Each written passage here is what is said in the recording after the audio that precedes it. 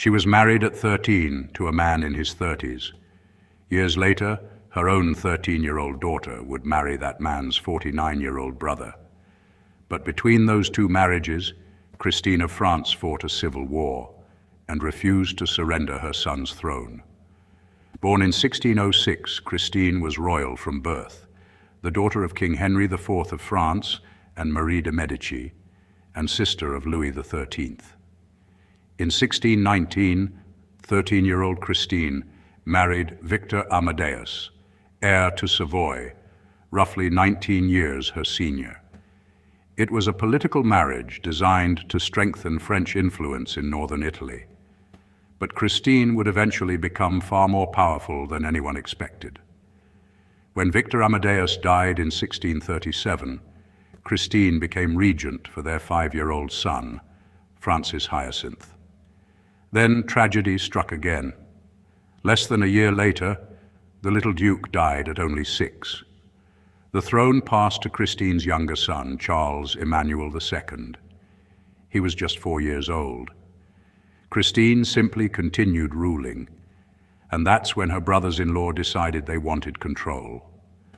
Prince Thomas of Savoy-Carignano and Cardinal Maurice of Savoy challenged Christine's authority.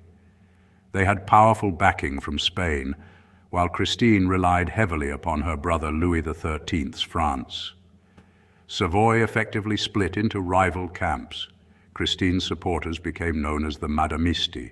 Her brothers-in-law's followers were the Principisti, and their family argument became the Piedmontese Civil War. In 1639, Prince Thomas seized Turin. Christine was forced to flee with her young son. But she did not surrender the regency. She fought back politically and militarily, secured French assistance, and eventually returned to Turin after French forces recovered the city.